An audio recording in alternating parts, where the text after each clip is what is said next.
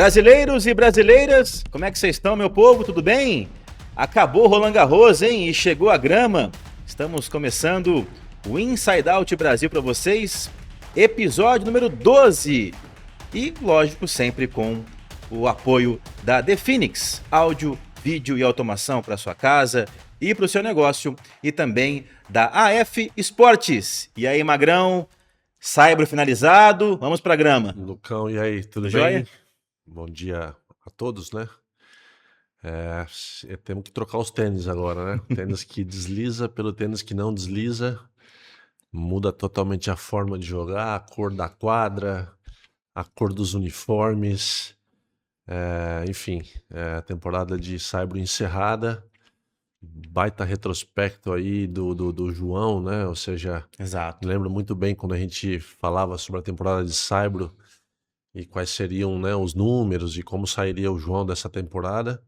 Sai muito fortalecido, né, com ótimas vitórias para encerrar com chave de ouro uma campanha Roland Garros que só não tem o peso do título, né? Porque além do Zverev, eu acho que quem brilhou em Roland Garros esse ano foi o João Fonseca e, por que não, o resto dos brasileiros, assim, né? Muita notícia boa em relação ao resultado dos brasileiros em Paris esse ano. Antes da gente passar para a grama, né, para começar a avaliar o que vem pela frente, vamos fazer esse resumão, né, Adriano? Porque a gira de Saibro foi, como você disse, muito positiva e ela foi encerrada com o Roland Garros, que se não veio nenhum troféu para a gente no profissional, veio um no juvenil com o Gutão e uma campanha incrível do João. Mas para a gente começar falando dos campeões nas chaves profissionais, né? Um desencanto até que enfim, né, no circuito mundial. Sinner caiu cedo, Alcaraz nem foi, Djokovic caiu para o João. A chave foi se moldando para o Zverev conseguir de fato, né, conquistar o seu primeiro Grand Slam. Como é que você viu isso? O Zverev assumindo o papel de protagonista e não deixando escapar, apesar de uma final que para mim foi até mais dura do que eu imaginava. Eu não pensei que o Cobolli fosse dar o trabalho que deu. Achei que o Zverev fosse até conseguir domar mais as situações na grande final. Foram 5 sets. Como é que você viu o Zverev, que é um diabético pela primeira vez conquistando um Grand Slam? Lucas, o Roland Garros esse ano teve, assim, muita coisa diferente dos outros anos, assim, né, dos anos anteriores aí, com essa hegemonia de Nadal, depois ali Alcaraz e Sinner brigando ali por esse título. E esse ano já, a partir da terceira rodada, se eu não me engano, quando cai o Djokovic pro João, já não tinha mais nenhum ex-campeão de Roland Garros vivo no torneio, É isso mesmo. né? Entrou na segunda semana já sabendo que teremos um campeão inédito de Grand Slam. Exatamente. E aí tínhamos ali nomes como Casper Ruud, o Zverev aparecia como principal favorito. E achei muito legal o Sasha ter aproveitado de fato a oportunidade. Eu acho que não teria uma oportunidade mais acessível, né? Digamos, não que tenha sido fácil, uma jornada num Grand Slam, ganhar 5 sets um dia sim, um dia não, seja de quem for, é sempre uma luta, né? Mas ter aproveitado a oportunidade como ele aproveitou, ter estado pronto para aproveitar essa oportunidade como o Sasha aproveitou, foi muito bacana e premia, né? Uma carreira de muito sofrimento, né? A gente tem ouvido falar bastante sobre a questão da diabetes dele. Uhum. E quem lida com isso, olha para a história do Sasha e o cataloga como um herói, né? É uma inspiração, né? Porque não deve ser fácil, né? Assim, em perfeitas condições já é muito difícil. Imagino o que ele não deve sofrer para se manter saudável e em condições de fazer o que ele faz em quadra, né? Mas muito legal ver as coisas meio que trocando um pouco de mão. No feminino também, né? Tivemos um campeonato bem diferente do que a gente está acostumado a ver, né? Com histórias de uma finalista também, a polonesa, muito legal, né? E então, assim, fiquei bastante assim, feliz de ver tudo que aconteceu lá. A campanha do João foi maravilhosa. Essas duas vitórias em cima do Casper Ruud, na verdade, foi uma grande constatação, assim, de que ele é realmente um grande jogador do saibro, né? O João, ou seja, não poderia ter uma prova mais assim significativa para constatar isso. E muito legal. Acho que o fato dele ter perdido para o Mensic depois foi um dia inspiradíssimo do Mensic. Eu acho que jogadores que jogam desta forma contra o João sempre vão complicar a vida dele. Ou seja, jogadores que não dão muito ritmo, que trocam a todo momento a condição do jogo. O João prefere jogadores como o Casper, por exemplo, que apesar de ser um baita jogador, mas que ele joga praticamente sempre numa mesma velocidade, no mesmo ritmo, acertando ou não, mas ele te deixa programar as tuas jogadas com mais facilidade. O maluco do Mensic não, ele te saca uma dupla falta, dois aces, daqui a pouco ele vem pra rede, daqui a pouco ele te dá uma curta, joga reto, joga um ponto longo. Então, assim, um jogador como o João, que precisa desse timing, que precisa de tocar na bola 4, 5 vezes no mesmo ponto para daí depois começar a disparar os melhores tiros, sempre vai ter dificuldade. Eu, Uhum. apesar de eu jogar dessa maneira, sempre joguei deixando meus adversários frios. Se eu vou coachear alguém para jogar contra o João hoje em dia, acho que seria mais ou menos por aí. Não deixar o João confortável, não jogar sempre na altura da cintura dele. E o Mensk foi perfeito naquele dia. Antes da gente aprofundar até um pouco mais, Adriano, nessa campanha do João, que foi muito emblemática e acho que coloca até para ele mesmo, né, a ideia mais fixa de que ele está num patamar onde ele pode incomodar jogadores do top 10, né?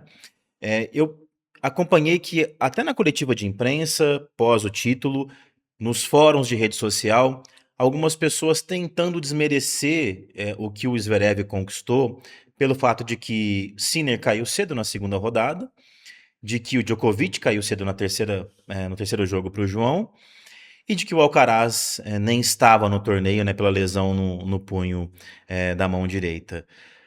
O corpo aguentar o circuito e estar saudável, tanto no caso do Alcaraz para participar da competição, ou como no caso do Sinner para aguentar um jogo de 5 sets no calor, faz parte do pacote de você Óbvio. aguentar chegar a um sétimo jogo, a final do Grand Slam.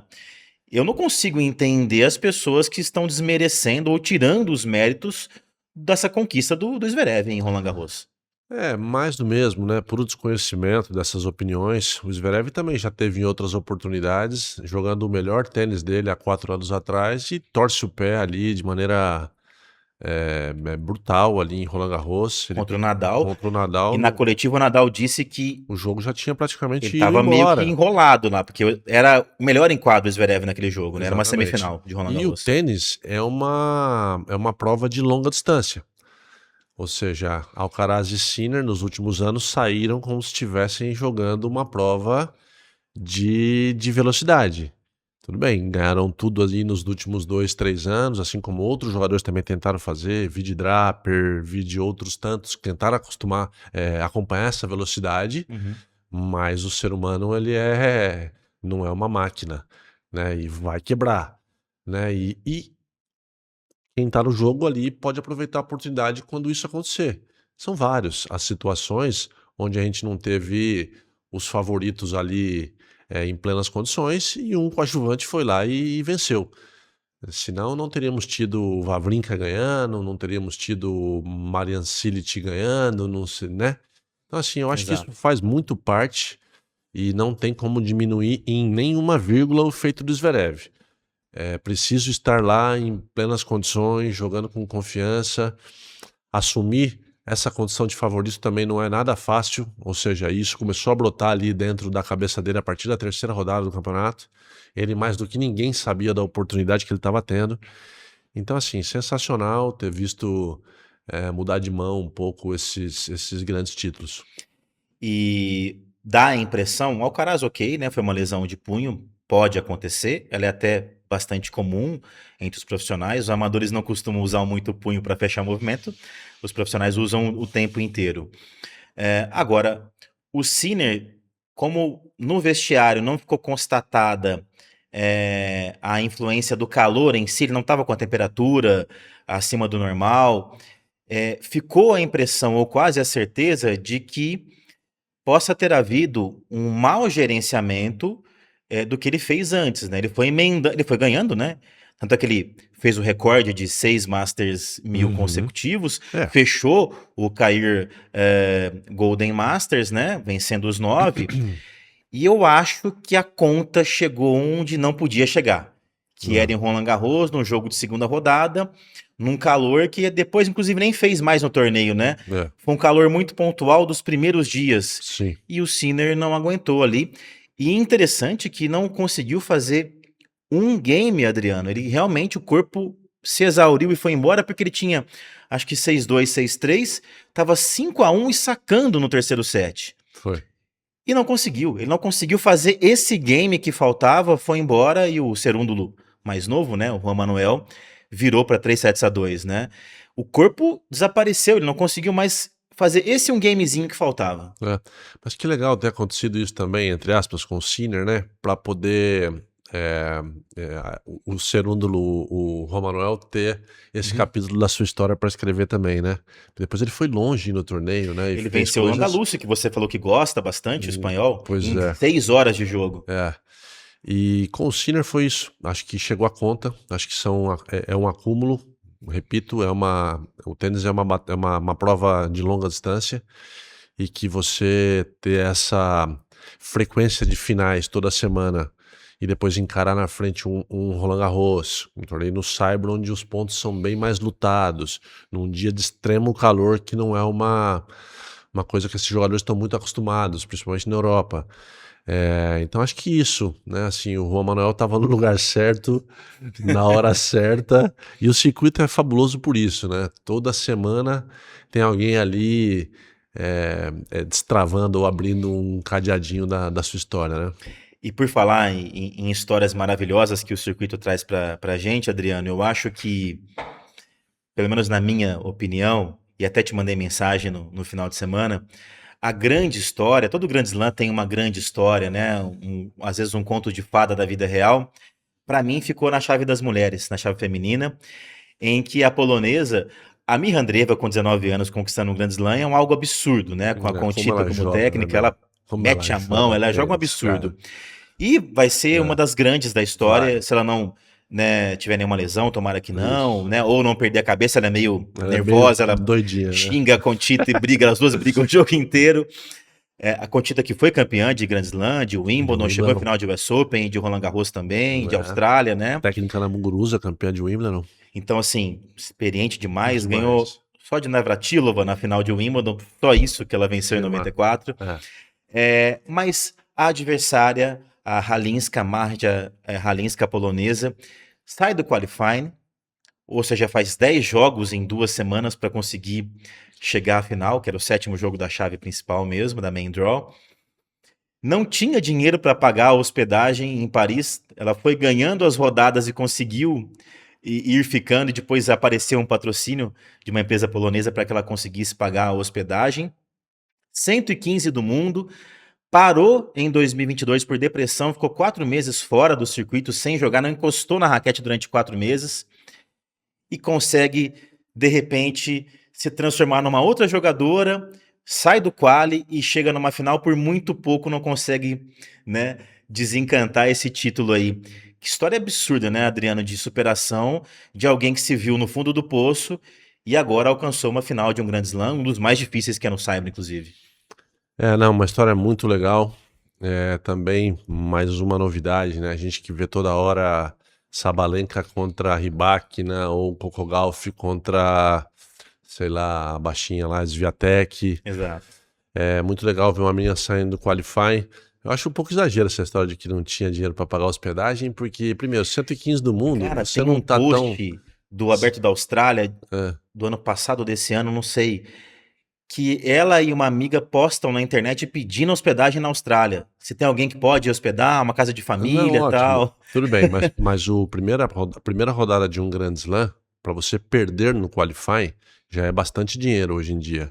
Já paga a hospedagem pelo menos. Paga 3 semanas de hospedagem pelo menos. Depois a gente pode dar uma olhada aí quanto que paga, mas é bastante. Sei lá, 3 mil dólares, 4 mil dólares, por aí, para perder na primeira rodada do qualifying.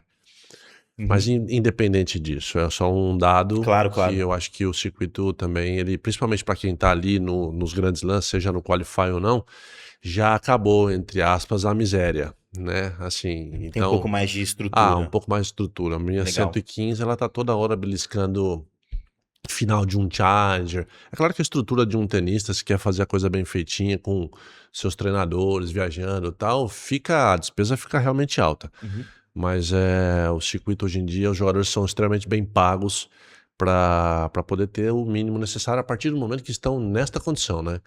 Perto ali dos 100, entre os 150 do mundo, aí as coisas realmente mudam e ficam bem mais interessantes. E Uhum. você começa a trabalhar com uma certa folga na questão das tuas necessidades básicas, que é hotel, comida e dinheiro para poder pagar suas passagens, seu treinador. Mas de qualquer forma, não desmerece a campanha que ela fez. Uma menina realmente sair do Qualify e fazer final do torneio deve ser um sonho, né? A cada dia aquilo e não acaba, imagina, né? Você passa o Qualify, já é uma satisfação, né? Porque você vai, pega seu crachá de main draw, já vê uma baita premiação. Em termos de ranking, nada ainda, né? Mas assim, já te coloca na chave principal. Depois você ganha uma primeira rodada, pô, já começa as cifras dobrarem e o número de pontos Exato. também, etc.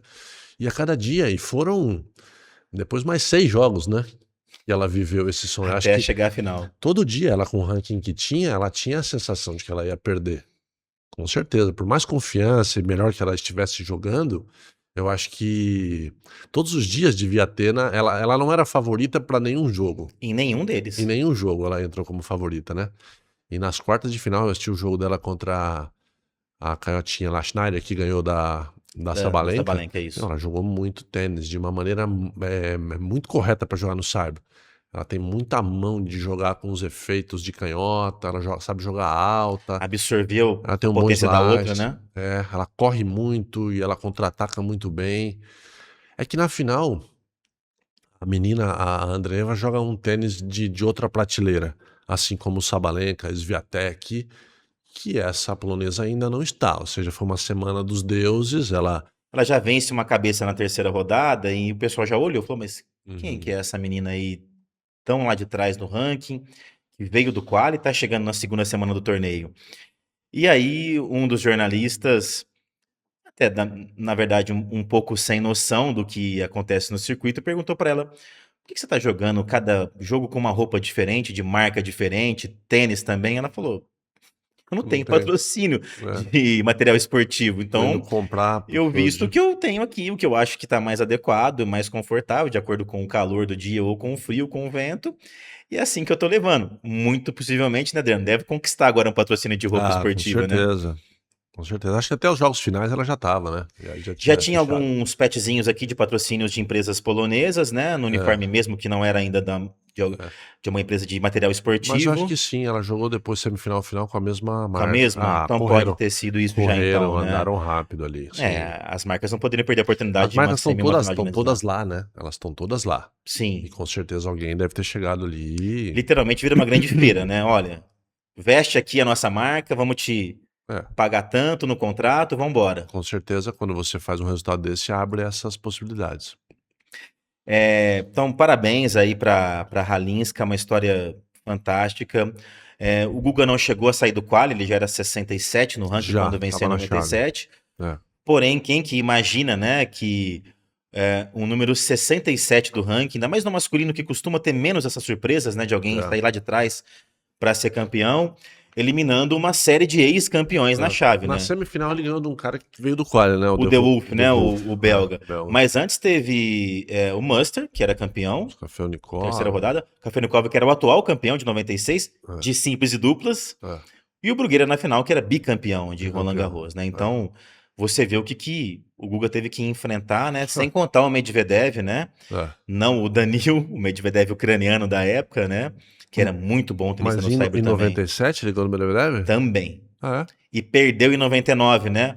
O Medvedev foi o nosso carrasco em 99, ganha do Guga nas quartas, impede uma semifinal brasileira, é? Isso, também vence o Meligeni na semi, isso. faz a final com o Agassi, que é aquela história do Agassi transformar o massacre numa Faz. batalha, né? Faz 2 sets a 0. 2-3 e o Agassi depois vira, Vira o né? Faz jogo. 3-2. Estava Título, atropelando o primeiro Agassi. título do Agassi em Roland Garros, né? Primeiro e único, né? Único. Ele nunca venceu um outro lá, né? Tem 8 grandes lãs, mas depois Exato. em outros torneios É. dos 4 majors. Campanha do João Fonseca.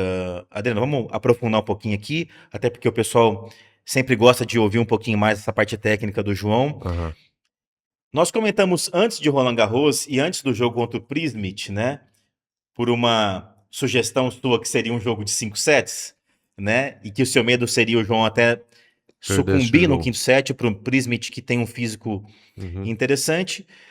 Mas a gente falava que geralmente quando se ganha um jogo de 5 sets num Grand Slam, você desbloqueia algo ali dentro que te dá uma confiança no seu físico, inclusive. Olha, meu corpo aguenta.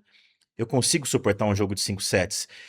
Que até então, para quem nunca fez, nunca teve lá, é uma experiência totalmente nova. E o João não só faz um, como faz dois consecutivos. E do mesmo jeito, jogos de 5 sets tomando de 2-0, com o adversário jogando infinitamente mais tênis, no caso do Prismit na segunda rodada e do Djokovic na terceira. Adriano, eu acho que muita gente falou assim: ah, e o João na outra chave, do lado de lá, onde o Sinner foi embora cedo, ficou uma ATP 250 do lado de lá, ele chegaria na final, ele já ganhou do Koboli, etc. Cara, eu não sou masoquista, mas eu acho que pensando num futuro como tenista, já que a gente quer preparar o João para ser top 10, para ganhar Grand Slam, eu gostei que ele caiu nessa chave e eu gostei que ele venceu o Djokovic. Acho que isso mudou a chavinha dele. Não, com certeza. A gente ouviu muitas declarações do João falando a respeito um pouco disso, né? De que estava conhecendo os limites do corpo dele agora também. Isso. Ele não sabia de o quanto ele era capaz de suportar uma batalha de 5 sets, né? Ele nunca tinha passado por isso efetivamente, né? E inclusive aqui acho que eu falei a respeito disso também, que se a gente olhar, fizer um checklist do jogo do João, principalmente há algumas semanas atrás, antes de Roland Garros, se tem alguma coisa no jogo dele ou no todo que poderia melhorar e subir muito de nível, é a parte física.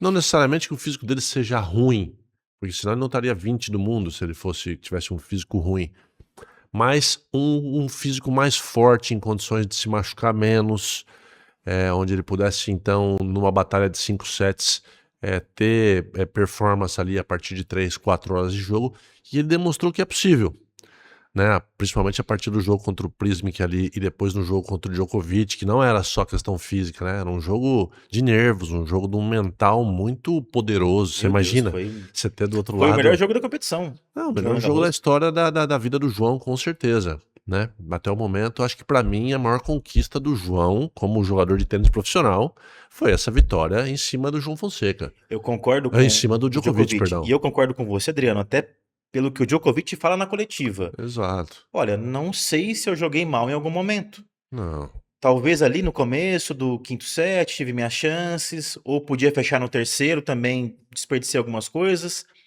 Mas ele falou, em tese, nos pontos importantes, Todo, ele jogou todo muito. mundo viu, né? Ele acertou a linha inúmeras vezes. E o É, Djokovic começou a olhar pro box, né? é, Apontando pra linha. Vamos lá. falou. Esse cara aqui, meu irmão, É, mete na linha o tempo inteiro. é, Acho que isso também é um grande parâmetro para mostrar, olha, o Djokovic, que poderia dar mil desculpas na coletiva, chega e fala, não, é. o cara lá jogou muito tênis. Eu acho que o João, ele abre um cadeado, pra mim, da seguinte realidade até pra ele agora, realidade mesmo. Ele pode ganhar de qualquer um em qualquer lugar. A partir do momento que você ganha do Novak Djokovic em Roland Garros, estando perdendo 2 sets a 0, Com o cara jogando muito, meu amigo, você pode fazer qualquer crime em qualquer lugar. Não é um absurdo ele amanhã ganhar, sabe, acho que no mesmo nível ganhar do Alcaraz em Wimbledon, ganhar do próprio Sinner, que joga muito na grama também, em Wimbledon, mas neste nível. Então, assim, não poderia ter sido melhor também. Gosto desse masoquismo da nossa parte nesse aspecto, porque esse moleque viveu em menos de um ano praticamente todas as experiências que ele precisava para, olha, eu realmente tô aqui no jogo, não tô, né? Preciso melhorar isso, preciso melhorar aquilo. Muitos dados, muitas informações vieram nesses últimos torneios do João. Então, assim, agora na temporada de grama, para mim é uma curiosidade saber como que ele vai lidar com esse piso, que é uma outra, apesar de hoje todo mundo tá banalizando a forma de jogar na grama, digo que antigamente tinha uma maneira muito clara de jogar, que era sacar e volear exato. e estar na rede o quanto antes. Hoje não. Hoje os caras ficam se moendo de porrada lá de fundo, vira e mexe, sai ali um drop shot, um saque volley ou outro combinado com um drop É mais volley, a variação, né? O saque e voleio, né? uma variação, tanto é que hoje onde a quadra fica machucada é no fundo. Antigamente a quadra ficava machucada ali onde você faz o split step, Exato, no né? T. Então assim, você vê a quadra toda acabada nos jogos finais e o campo de jogo ainda bem verdinho, Exato. porque a galera mudou a maneira de jogar na Pisa grama. pouco lá dentro hoje em É. dia, né? Então, assim, pra mim é uma curiosidade. Eu acho que o João vai poder fazer uma temporada de grama bem solto também, que eu acho que é bastante voltado pro aprendizado e não pra resultado. Então, assim, final muito feliz aí dessa temporada de Saibro conquistada pelo João. 2 detalhes para a gente amarrar o assunto João Fonseca. Primeiro é que a estatística mostra que o Djokovic não quis ser gentil com o João na coletiva. Ele fez uma análise fria do É. jogo e calculista. O cara, o GOAT, né? O maior de todos, meteu simplesmente 70 winners contra o João Fonseca em 5 E sets, perdeu o jogo. com 39 erros não forçados. Ele quase Absurdo. meteu o dobro de winners para erros não forçados. Uma performance absurda do Djokovic Absurdo. contra o João. Tanto é que o jogo é considerado o maior do torneio. Nessas 2 semanas foi o Não, principal jogo. sensacional. Não Nível cabia técnico uma mosca altíssimo. mais. O João teve que entender que, e ele fala isso na coletiva, olha, primeiro e segundo set ali, os dois 6-4, o cara estava me destruindo. É. Mas estava mais quente, a bola, ele usou um termo legal que eu gostei, que é um termo que eu nunca tinha ouvido. Tava cuspindo da raquete muito mais, estilingando, né? E o Com Djokovic, calor, e o Djokovic nessas condições é muito bom. domina. E o João É. tava no. Tanto que ele errou muitas direitas longe da quadra, o João, né? Nos 2 primeiros sets. Escapa. Deu uma esfriadinha, o sol baixou um pouquinho, a bola ficou bolinha- um pouquinho mais controlada, O né? Saibro deu aquela molhadinha. E aí as coisas começaram a se assentar, que é o que você já falava antes de Roland Garros, que é as condições que você mais gostava pro João, né? Uhum. Jogo um pouquinho mais úmido, um saibro um pouquinho mais lento, né? Com a bola menos viva, né? Mais amortecida. Então, esse é um detalhe. O Djokovic fez muitos e muitos pontos vencedores, 70 winners. E uma coisa que eu quero te perguntar, Adriano. Te preocupou de alguma forma o fato do João chorar depois do jogo contra o Prismic e na entrevista admitir para a ESPN de que era um jogo em que ele chegava desconfiando, não tinha confiança no jogo dele? Eu fiquei um pouco preocupado porque isso, na minha visão, na minha leitura, demonstra que um menino com esse talento, com essa capacidade, e que para mim já deveria estar muito claro para ele o que ele joga de tênis e a capacidade que ele tem, chega em Roland Garros com todas as interrogações do mundo na cabeça e tira um caminhão das costas quando ele vence o Prismic, a ponto de admitir na entrevista, chorando, de que, olha, eu cheguei aqui sem estar confiando no meu tênis. Eu senti um peso ali muito grande Ô, indo embora Lucas, naquele jogo. eu tive um técnico que me falava o seguinte: confiança, quando você adquire a confiança, você está sentindo que as coisas estão indo tudo bem, você tem que tratá-la como se fosse um nenê, um bebê. Que se você se descuidar, ele põe um negócio na boca, engasga, ele cai não sei aonde, ele fica doente. É muito frágil a questão da confiança lá em cima. Então, as coisas que vinham acontecendo com o João, perdendo alguns jogos para jogadores que não podiam ter perdido, uma lesão, aí para alguns dias de treinar e etc. Isso tudo baixa o nível de confiança. Jogar sem enfiar a mão é uma resposta para isso. Tô sem confiança, vou meter menos a mão. Também, você viu como ele estava mais contido ali nas questões e tal. Quando ele ganha do Prisma, estando 2-0 abaixo, que ele já devia estar com a sensação de, puta, como eu vou ter que me explicar tudo isso de novo? Não só eu, não só eles, né? As pessoas estão descrentes em mim, mas de Exato. fato eu também estou descrente. Com certeza sai um caminhão das costas. E o cara jogando muito de lá, né? Demais, com 9 um baita isso no primeiro set. momento. Nem justifica tanto essa pressão que o João se impõe, mas isso acontece, não tem jeito, vai ser assim até o final. E ele sabe disso, tem um lado bom de ser o João Fonseca, mas assim também como tem um lado, entre aspas, que tem que se acostumar e dominar, Certo. Uhum. né? E depois eu acho que ele se recuperou bem, né? Ou seja, acho que deu uma virada de chave porque ele tem 2 vitórias na sequência que foram absurdas, né? Épicas, né? Ganhar do Casper com a autoridade que ele ganhou, sabe? Pra mim é tão impactante quanto a vitória contra o Djokovic. Muito, muito. Sabe? Porque esse Casper não é brinquedo. No Saibro, não é bolinho ganhar dele. Cara que vem da escola de Nadal, né? Estudou lá na Nadal Academy, né? Poucos caras podem ganhar do Casper Ruud no Saibro hoje em dia. E ainda mais numa oitava de final de Roland Garros. Então, O Casper vinha de final em Roma, né? é, Fez uma final digna, 4-4 contra o Sinner. fino jogadoraço. Exatamente. É o jogador da prateleira. Se a gente tem hoje a prateleira de Alcaraz e Sinner, na de baixo, com certeza tá o Casper e mais alguns. Certo. Talvez o Zverev ali Uhum. com o nariz um pouquinho para cima, mas não tem tantos outros ali que possa, principalmente no que se diz respeito a jogo no saibro. Exato. Eu acho que o Casper Ruud ele é top 3 no mundo todo o torneio, né? Toda a situação O cara com 3 de finais de saibro. Grand Slam, 2 em Roland Garros, inclusive, né? E da forma com que ele encara o circuito, a condição física que ele tem, o jeito que ele joga no saibro.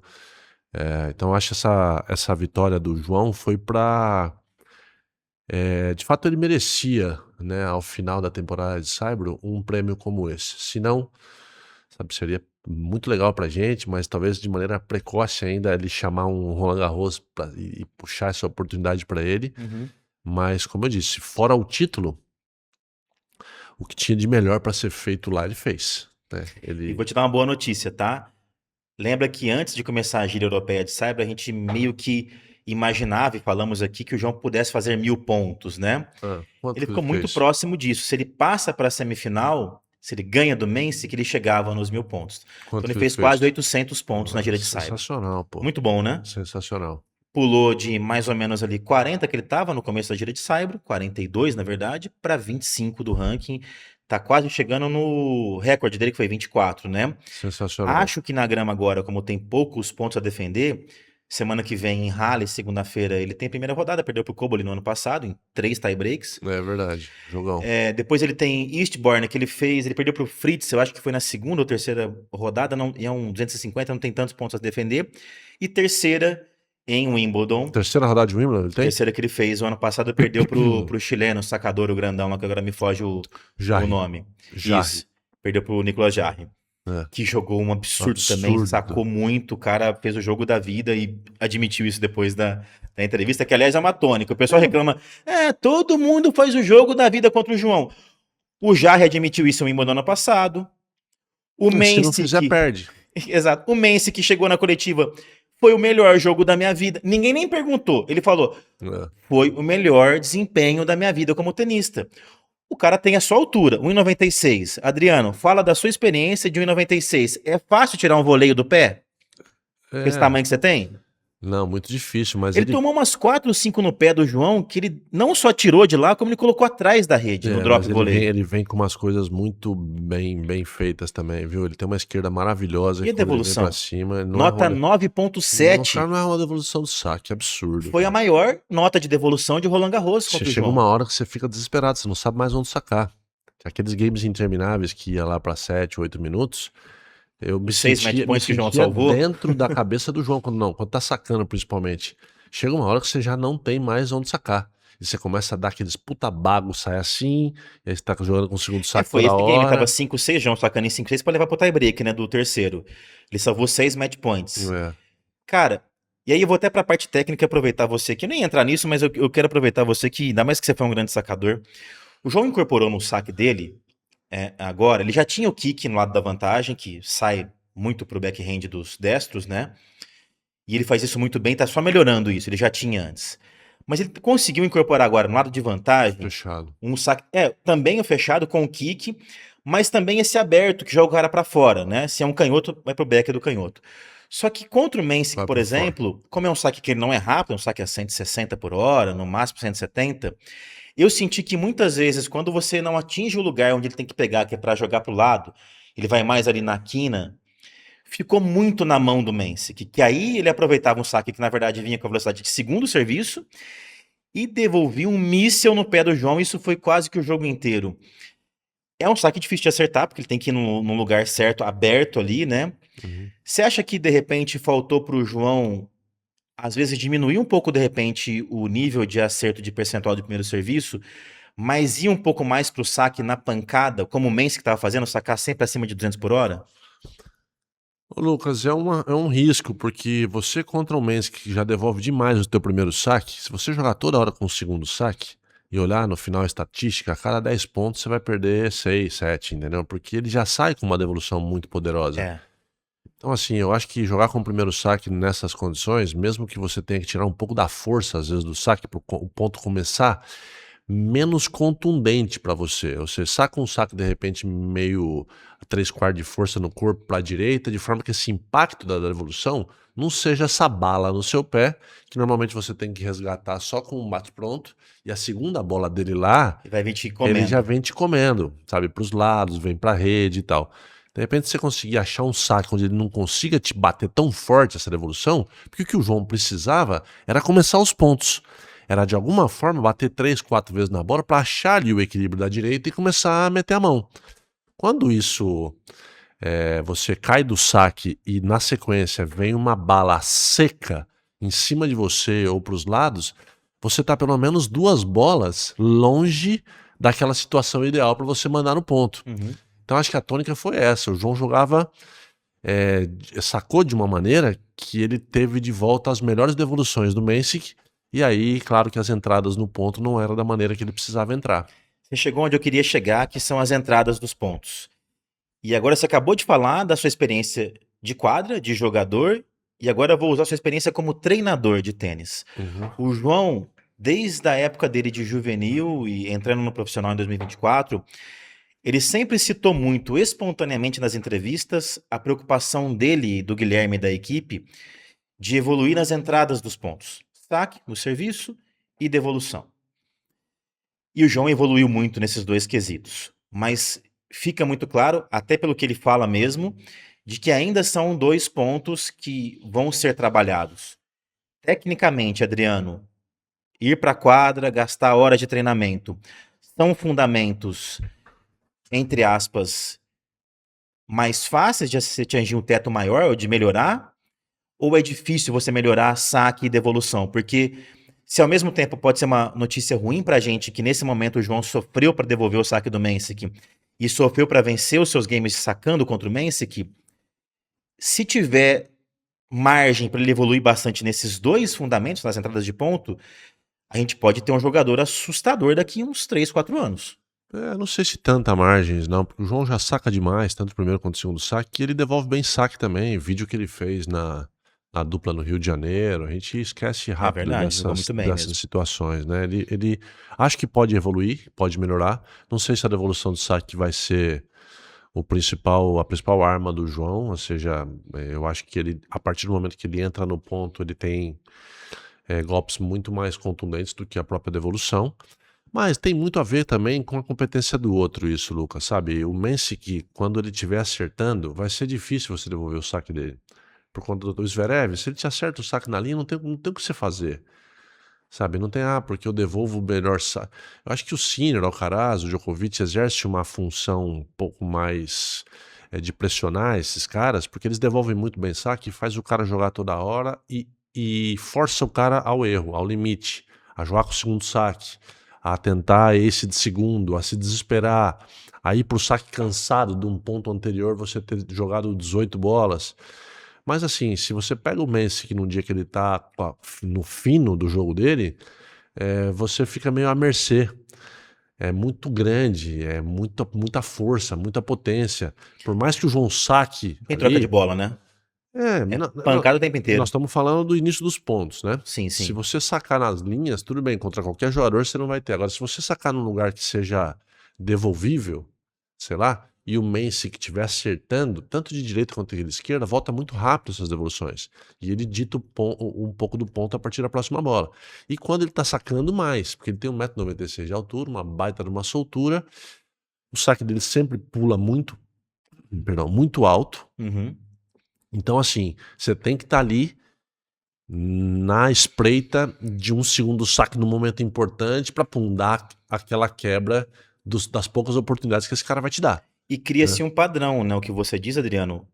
Se a gente olhar, e eu tô olhando só agora mesmo com você falando, você me obrigou a olhar para a gira de Saibro e as derrotas principais do João, né? De Masters 1000, por exemplo, e de Grand Slam, vieram para grandes sacadores, né? Ele Cara, perde para o Zverev em Monte Carlo, uhum. né? Ele perde agora pro Mas, Mensik em Roland Garros.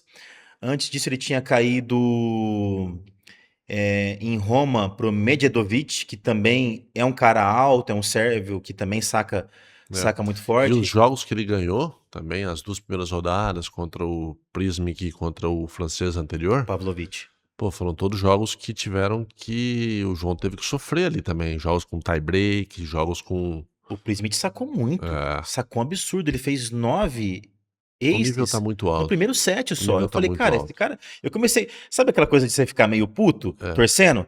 Falei, pô, mas esse arrombado vai sacar assim o jogo inteiro? Tiveram alguns jogos em Roland Garros esse ano num nível. Eu vi o Tiafoe jogar contra o Arnaldi, um jogo, não sei se chegou a ver esse jogo. Os caras fizeram uma batalha de Vi, quase nossa, 6 horas. jogaço, jogo Que maravilhoso. acabou o jogo, o Tiafoe saiu ovacionado da quadra, perdeu o jogo. Perdendo mesmo ovacionado. É. E aí esse Arnaldi me chega lá todo quebrado lá na frente, né, pra jogar e me falha na semifinal. Tava pensando vindo pro programa agora a respeito disso. Os caras inventaram a questão do lock loser, né? Exato. Pra primeira rodada, né? Vamos só explicar para quem não sabe, né, Que é o pessoal? perdedor de O sorte. cara perde no qualificatório, teoricamente não vai jogar a chave principal, mas se alguém desiste da chave principal, É, cria-se uma fila, né, é. de quem tá no quali ali esperando, e aí esse cara é o cara que perde, mas tem sorte, né, perdedor de sorte. O lucky loser, ele vai e entra na chave, né, Adriano? Uma coisa meio esdrúxula, que eu vou falar assim, mas não, o que eu vou falar de a sequência, já que existe essa prerrogativa do lock loser, Ah, já sei onde você quer por que chegar. não aplicar agora nas quartas de final, de forma que então o Berrettini pudesse ir para esse jogo contra o Cobley?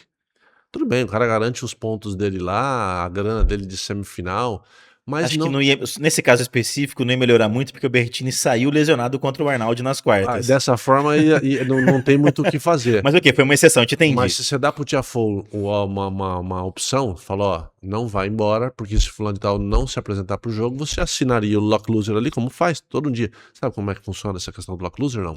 Não sei. Você Na vai prática, não. Você ao perder, você quando perde no dia anterior, você no dia seguinte, antes de começar a rodada, às 10, 11 da manhã, a hora que for começar, você tem que estar no clube e assinar a lista do lock loser. Porque você Tipo, tô aqui, tô pronto. Porque se você não precisar. sabe se essa sorte vai se dar na primeira, na terceira ou na quinta rodada do dia. Sim, Então entendi. você tem que estar no clube pronto para jogar, para que isso aconteça na primeira rodada. Claro que às vezes tem alguma informação privilegiada, ó, fulano de tal não vai jogar, você já sabe que vai entrar de lock loser e até mais ou menos já sabe qual é a rodada que você vai jogar.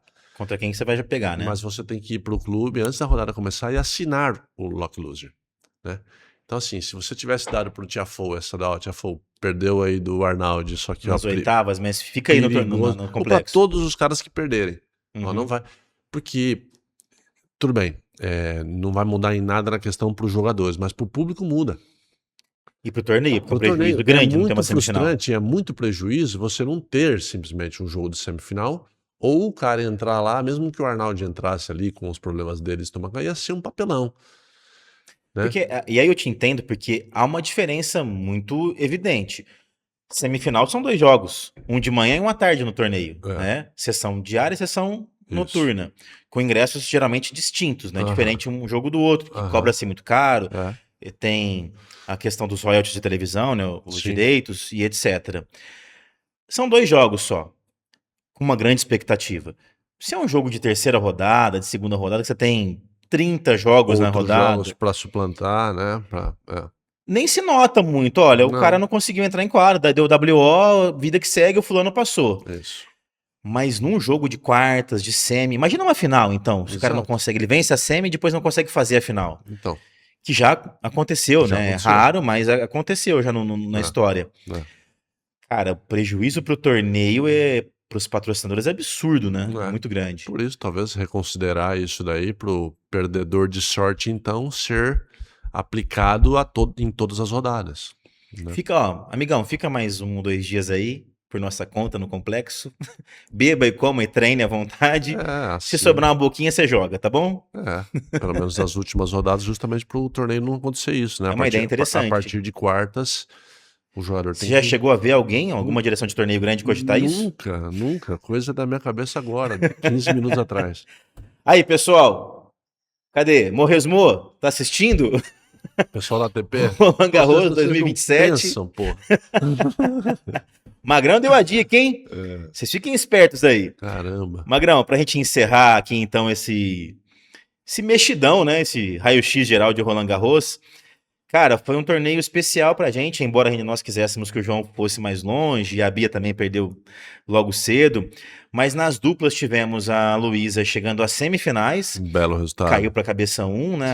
A Sim, Towson, essa americana joga demais, canhota, demais. É. voleia muito, saca absurdos Luiz já slice. amanheceu gripada no dia, não tiveram Não a tava menor legal, né? chance. Foi acho que 0-1 ou 1-0, coisa assim, né? É, é. Infelizmente ali a Gabi não deram sorte nesse dia com a Luísa não Mas 100%. bela semana. Ótimo, Grand Slam, maravilhoso. Aliás, a Luísa tem vindo num ano Uma brilhante, média ganhou 500 absurda. já, ganhou 250. É, Acho que fez quartas ou semi. Fez semi também na Austrália, eu acho, se não estiver eu acho agora que enganado. sim. Vou pesquisar aqui Acho que daqui a ela fez pouquinho. semi de dupla mista, não foi? É, No acho que rápido. foi isso. Vou É, pesquisar aqui a Luísa na Austrália, mas vem bem nos grandes lãs. é. Demolinei o Demo, quartas Quartas de inédita final. em Grand Slam. Meu parceiro de clube lá no Interclube do Paraná. Pô, que legal. O Demo é merecedor, né, cara? Merecedor. Tá aí há tanto tempo. E gente finíssima. Muito. Ao Parabéns, concurso. grande campanha. Pegou um parceiro limite de última hora, né? O Também. Bajali, É, o eles indiano. nem tinham muita expectativa, mas foram avançando. Quando encaixa assim é legal pra Chegaram dupla, às né? quartas. E o Granolês e o Sebajos, como eles jogam no Saibro, né, cara? Putz, grilo. Eu tô com raiva, Que eu tô dupla com ódio entrosada. desses caras aí, Você não velho. tá muito curtindo os espanhóis, né? Ah, cara, eu tô assim, eu tô muito sul-americano, entendeu? Aham. Eu quero que esse eurocentrismo do tênis ele diminua um pouco. Eu sei que acabar é difícil, porque os torneios são lá, né? É, As giras, né? Grama agora é só lá, por tudo exemplo. lá. Saibro é quase que inteiro lá, tem alguns poucos na América do Sul. Então eu tô meio revoltado com o eurocentrismo do tênis, você me respeita.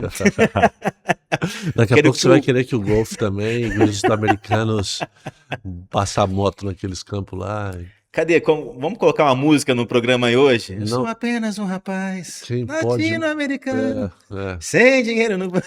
Aquela velha história, né? Quem pode mais chora menos e é isso. Mas no juvenil dominamos. É. E não foi a América do Sul em si, como um todo, mas foi Brasil. Tem semifinal no masculino 100% brasileira, com o Gutão e o Léo Stork. O Léo que venceu o Roland Garros Juniors Cup. Junior Series aqui É, no São Paulo, Harmonia, em São Harmonia. Paulo. Conseguiu a vaga lá. Geralmente quem conquista essa vaga, como é muito jovem, não costuma ir longe. O Léo foi para semifinais e fez um jogaço contra o Guto. E o Guto foi para a final, venceu o americano, que era o cabeça 13, o Guto era o cabeça 1. É. Campeão de Roland Garros, Número se 1 do transforma mundo. no número 1 do mundo juvenil. É. Gutão tá chegando, hein? De voadora no lustre. Não, muito legal. É uma conquista absurda. É assim, se você olhar para trás e ver todos os outros campeões de Roland Garros, uma boa parte deles depois tiveram excelentes carreiras. Chris Smith ganha Outro, 23, sim. por exemplo. Outros não, também. Muitos jogadores que depois dali acabaram morrendo, mas talvez por questões, né, de lesão e, enfim, não por competência técnica, porque um Claro. cara que é campeão de um grande slam juvenil, competência técnica ele tem e muito. E muito feliz pelo Guto, pela equipe dele, o Dumont. O Santos Dumont é um amigo de longa data. O Kiki Grangeiro, que é o cara que tá viajando com ele agora, também é um menino que jogou muito bem tênis. Uhum. Ele perdeu o irmão na semana de Roland Garros, ou seja, ele não voltou para casa porque estava ali com o Guto. O Gutão homenageou, né, o Kiki no Então, discurso assim, final. tiveram lá, assim, uma aprovação daquelas, assim, absurdas e sensacional. A própria Vitória, né, fez semifinal. A Naná não foi tão bem, né, acho que foi Naná perdeu, se eu não me engano. A Naná oitavas. venceu 2 jogos, perdeu nas oitavas. É. A Vitória, né, assim, com grandes perspectivas também, né, também não é um resultado muito simples de se fazer, semifinais, principalmente com 16 anos. Exato. Mas a vitória do Guto é, assim, para constatar o tênis que esse menino joga, né, e a maturidade, a força física que ele já tem. Acho que no jogo contra o Stork ali deve ter prevalecido ali um pouco daquelas questões da emoção de um amigo. O Léo também mal não deve estar jogando, muito pelo contrário, né? Deve ter feito um torneio jogando super bem para ter alcançado a semifinal. Mas o Guto ganhou o campeonato com o pé nas costas, assim, né? Não perdeu set nas outras rodadas. E vamos ver, né? Ele tem ainda mais essa temporada inteira como juvenil, né? Tem Ele deve. 17 ainda, né? Ele Ele pode já. jogar esse ano inteirinho e o ano que vem como O ano que juvenil vem ele é ainda. juvenil ainda, o Guto? É. Poxa. Mas assim, vai fazer como o João, imagino eu, né? Que o João em 24, quando tinha 17 anos, depois de ganhar US Open Juvenil Depois já não em jogou mais, 23, né? né? O João já foi encarar a Challenger. Tanto que ele foi muito criticado, ele e a equipe, porque Uhum. no segundo semestre de 24, ele se enfurna na Europa e Ah, passa a jogar uma pancada de challenge nas cobertas indoor no carpete. Apanhou muito, fez algumas boas campanhas, mas a evolução foi nítida. essa temporada indoor, ela é muito significativa. Ela te faz evoluir demais. É um jogo muito rápido, todo jogo você vai ter que ganhar 7-6, todo jogo tem tie É break, isso. sabe? De uma semana para outra muda, você tá sempre no frio ali, você não tem hora para treinar tem que acordar muito cedo. Eu já fiz umas 3, 4 E foi temporadas. isso que classificou ele pro Next Gen Finals, porque ele não estava entre os É, 8 do ano, sub-20, ele não estava aham, entre os 8, mas foi pontuando nessa gira indoor europeia. E aí, eu lembro com clareza, ele chega num Challenger coberto, pertinho do Next Gen, já era novembro, se eu não me engano, ali aham, praticamente. Eu acho que foi um Challenger em Lille, se eu não me engano, foi na França, tá, que ele faz quartas de final contra o Landaluce. tá, Quem vencesse seria o oitavo tá, sub-20 daquele ano para ir pro Next Gen. Ele vence o Landaluce num jogaço de 3 sets, aham, depois ele perde na semi pro francês, pro Calvin Emery. aham. Cara, evolução total. E agora eu vou te provocar, porque eu vejo muito na internet o pessoal, e especialmente estrangeiros, que os caras são muito malas às vezes com tenistas brasileiros. E fazem uns prognósticos malucos, especialmente com o João, que tá mais hypado. Ah, esse aí não chega a top 10, Uhum. nunca vai ganhar um grande slam. E são os prognósticos malucos. Eu falo, cara, como é que o cara pode já adivinhar? É o Nostradamus, é a mãe de Ná, o cara vai adivinhar a carreira inteirinha de um moleque de 19 anos, pelos próximos 10, 15 anos de carreira. Eu costumo brincar assim, geralmente eu comento, amigão, temos aqui 2 bolas suas, 2 bolas minhas, e nenhuma das 4 são de cristal. Uhum. Como é que você quer adivinhar? Mas eu vou tentar, né, te provocar pelo seguinte aqui. Gutão, pelo que você vê, não só pelo título em si de Roland Garros, mas você é próximo da equipe dele, sabe como ele joga, o potencial, é um estilo muito diferente do João, é um outro tenista praticamente. O que você vê, Adriano? Tem potencial para ser um jogador de ponta como é no juvenil, chega forte mesmo, deve ter essa explosão agora esse ano no profissional e pro próximo de fazer como o João, de já furar um top 100, um top 50 de repente e figurar ali já nos principais torneios. Cara, vou te falar uma besteira. Eu acho o Guto melhor que o João. Caramba, isso é forte, hein? É, por que que eu tô te dizendo? Eu vi a final do João do US Open quando ele ganhou, não sei se foi do Musetti, se Do não, Learner do Team, Learning Team. canhotinho Tava um americano. jogo, uma ventania no dia, eu sinceramente não achei nada demais, nem o Learning Team, então, com 17 anos, 18 anos, que ele era um cisco, e eu não achei que aquilo ali Passador? fosse uma final, assim, como eu já vi de outras finais de Grand Slams, como eu já vi, o João jogando um jogo mais ou menos suficiente para ganhar, tal. Depois ele começou enfim, a comover o mundo aí, a surpreender todo mundo, né? Eu acho o João mais forte, o Guto mais forte fisicamente. Acho o Guto tão maduro quanto o João. Você viu o inglês que ele fala? Cabeça muito boa do menino. Sabe, ele tem uma cabeça muito boa, ele tá super amparado, ele tem uma experiência já de 3, 4 anos de Europa, ele já tem alguns resultados significativos no mundo dos profissionais, já ganhou de caras e já endureceu com um cara cento e pouco ali do mundo. Então, assim, eu acho que a trajetória do Guto aponta para ser muito parecida com a trajetória do João. A questão é saber se ele tem, assim como o João tem, o Marcelo Melo tem, esses caras, aquela confiança e aquela certeza de querer de verdade, de poder ser de verdade número um. Porque a gente falava assim nos bastidores, a gente olhava pro Marcelo Melo e falava assim, meu, como é que esse moleque tem esses resultados? Porque a gente era parte de um time ali de pessoas que jogavam tudo melhor ou igual a ele, pelo menos. O próprio irmão dele, o Daniel, acho que jogava tanto, mas de repente o cara começou a emplacar os resultados e achar o jeitão ali de jogar, e o saco começou a andar um pouco mais, ficou um pouco mais rápido e fez tudo que ele fez, né? Número 1 do mundo, ganhou o Roland Cara, como a Garros. confiança no tênis, ela é absurda E é para muito de cada um, é resultados. muito de cada um. Eu acho que o Guto tem essa, essa convicção, assim, sabe, de Tem, e eu não. vou te provar como que ele tem. Ah, Ele ganhou em 2024 esse Roland Garros Junior Series e foi para Roland Garros. Não lembro se foi logo na estreia ou segunda ou terceira rodada, acho que foi na estreia. Tomou um pneu e depois mais outro. Uma bicicleta do Rei Sakamoto, o japonês está no profissional já, acho que é top 100, inclusive. Hum. Uma bicicleta 0 e 0. Você imagina você ganhar o Roland Garros Junior Series achando que. E já com um hypezinho, Ele né? tomou 12 em Roland Tomou Garros? 12, foi embora pedalando. Mentira. E naquele ano, foi em 24, se eu não me engano, não foi o ano passado. Ele fala para a equipe: nós vamos voltar aqui e nós vamos voltar para ser campeão. Aham. E ele cumpre a promessa 2 anos Caramba. depois. Não, Por um cara de orgulhoso. 16, 15 na época, 15. Por um moleque, eu vou chamar de moleque porque 15 anos é um menino, é um adolescente. Por um menino de 15 anos, logo após tomar 12, ele não viu a A cor da cor. bolinha. É, Tomou 12, ele fala: nós vamos voltar aqui e vamos e ser nós vamos ser campeão. campeão. Quantos, Adriano, falariam? Eu tô meio arrepiado aqui agora. É, Quantos, depois de tomar 12, não consegui jogar, foi injogável, é. sai da quadra e fala: nós vamos voltar aqui e ser campeão. Não, eu acho ele é um cavalo de raça, esse moleque. Ele é muito forte, ele tem uma postura já impressionante. Ele tá com os pés muito no chão, ele é trabalhador, ele tá com as oportunidades na mão. Agora então, depois de ter ganho o Roland Garros com a condição de número 1 do mundo, a ATP hoje em dia conecta com a ITF para o João teve isso, né? Acho que depois que ganhou o Next Gen, se eu não me engano, ganhou Eles, o eles, eles wildcard em... conseguem, acho que, 8 o- entradas em torneios dentro de uma temporada. Exato. Então, o Guto, assim como o João teve, né, pode escolher agora 8 torneios, né, para entrar e Você tá conseguir esses entendendo? convites.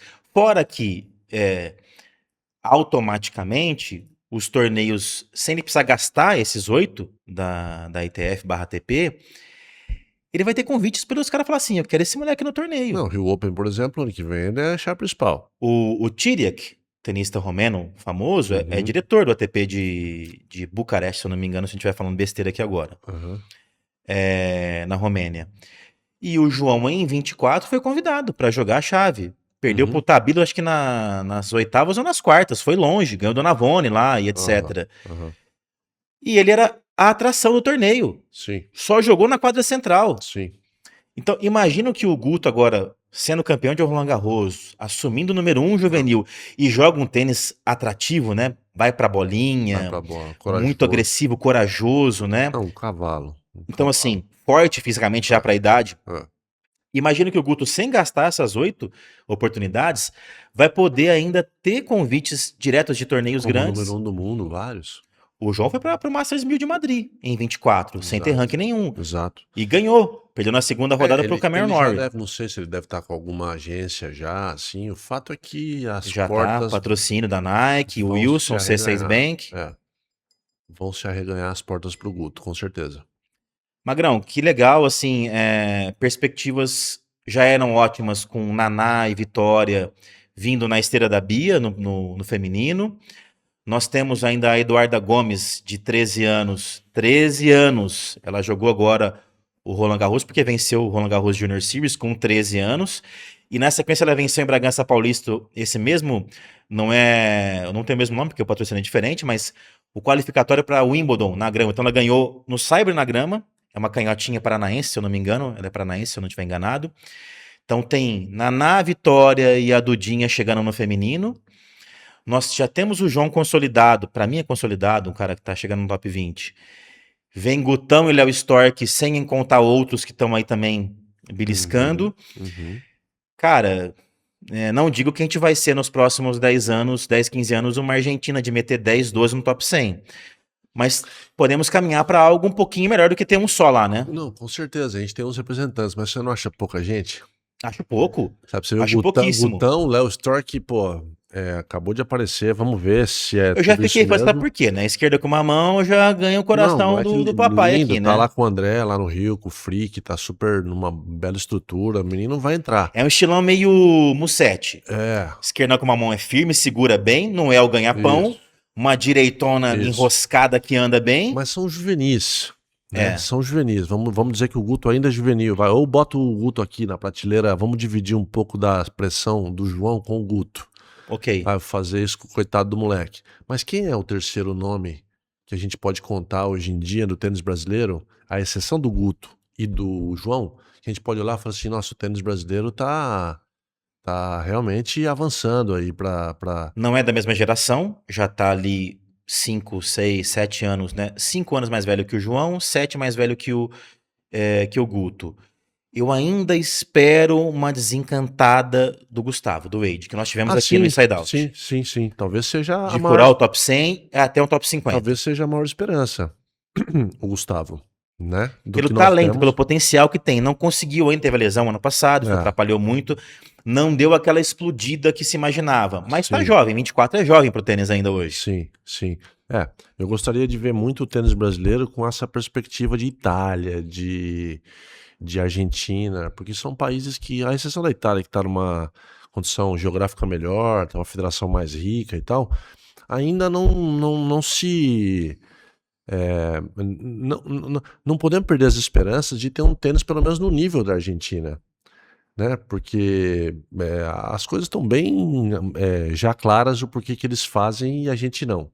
Né? Então, assim, o que nós temos não é dificuldade de treinamento, não é dificuldade de dinheiro, não é questão geográfica, porque eles também estão longe da Europa como a gente. São coisas da base, são coisas de infraestrutura elementar, E são uma coisas coisa que de eu vejo também, capacitação. que não sei se você concorda, mas eu vejo isso, e até fiquei feliz que o Guto é de Goianésia, Uhum, interior de Goiás, uhum, e o Léo Stork é de Tangará da Serra, interior do Mato Grosso. sim. Normalmente, o que nós tínhamos sempre no Brasil de tenistas? Eixo Rio-São Paulo, puxando às vezes para Minas Gerais e Sul, Paraná, Santa Catarina e Rio Grande do Sul. Não se fugia basicamente muito disso, tinha exceções. É, O tênis no Brasil ainda é, mas já acho que já está melhorando, um esporte elitizado. Na Argentina, o cara chega às vezes e a opção que ele tem é aquela. Ou ele vira ou ele vira. A fome eu vejo que é muito maior. O Guto vem de família um pouco mais humilde. O Léo Stork também. Pode ser que esses caras estejam mostrando pra gente uma receita que não é nova, já é feita na Argentina, de que se nós popularizarmos o esporte no Brasil, aumentando o número de praticantes, e que esses praticantes que venham para ser juvenis e possíveis profissionais tenham no tênis a principal ou única opção para agarrar e falar isso aqui, ou eu viro, senão eu estou enrolado. uhum. Eu acho, Adriano, que a gente caminha para conseguir já ir para o rumo do que a Argentina faz. E aí, com o tamanho que nós temos, 200 e tantos milhões de brasileiros, cara, da quantidade se tira a qualidade. E aí a gente tem potencial puramente matemático, mais volume de material humano, para nós sermos de fato uma Argentina e meter 8, 7 caras, 10, quem sabe no É, top 100, não agora, não daqui 10 anos, mas daqui uns 15, 20 ou mais. ô, Lucão, eu vejo com uma certa dificuldade, enquanto a gente tiver que tirar um moleque com 13 anos de idade, 14 anos de idade da base da sua casa, Sim. pra ter que mandar ou pra Brasília, que é pra onde o Guto foi, sair de Goianésia e foi pra Brasília, ou o moleque sai de Tangará e ir lá pro Rio de Janeiro morar, enquanto a gente tiver que fazer isso como obrigação, o Gustavo ter saído de Ribeirão, É, etc., eu acho que a gente vai estar com um problema, é porque pesado, né? significa que nesses lugares a gente não tem ainda uma capacitação, bons professores, boas dinâmicas de treinamento, como na Argentina, por exemplo, tem em Tandil, tem em outros lugares do interior, que o menino, tudo bem, se ele quer ir para Buenos Aires, ele vai para Buenos Aires com 17, com 16 anos de idade, um pouquinho mais já formado, Uhum. e numa condição já de entre os melhores do país e tal. Mas teve uma base já no local dele ali. Custa muito E caro. geograficamente também é menor lá, né? Mais perto as coisas na Argentina, né? Eu acho que Aqui é um custa muito caro continente. emocionalmente para as famílias e para os jogadores esse desmame aos 13 anos de idade. Para alguns casos excepcionais que suportam muito a pressão e etc, talvez seja até bom, que o cara vai lidar com as dificuldades, depois transforma isso em forma, mas em Amadurece mais rápido, força, né? amadurece mais rápido. Mas para a grande maioria, para a gente ter esse volume aí que a gente está falando, precisava ter polos regionais mais fortes, precisava ter os meninos jogando perto das suas casas, a baixo custo, porque senão por uma razão ou outra, seja pela questão financeira que os pais começam a ver que não dá, ou pela questão da dificuldade, etc., Parte psicológica também, né? vão ficando muitos talentos pelo caminho. E esse Concordo. volume e essa densidade de jogadores que a gente gostaria de ter não se torna realidade. Não chega lá na ponta final, né? Não chega. Até tem no meio do caminho, mas não chega na ponta É final. muita dificuldade. Pensa você hoje pegar um filho e botar dentro de São Paulo, capital. alugar um apartamento, questão de transporte, questão de segurança. Ficando a 500, 600, 1000 quilômetros de casa, né? Entendeu? A Porque cabeça também dá uma pirada, né? sabe, aí no terceiro dia da semana já não tem mais nada na geladeira, aí ele come o que tem, e sabe, não funciona. Adriano, é isso. Número 12 foi pra conta. Isso aí, Valeu? valeu. Grama agora então, né? Isso aí. Estamos prontos?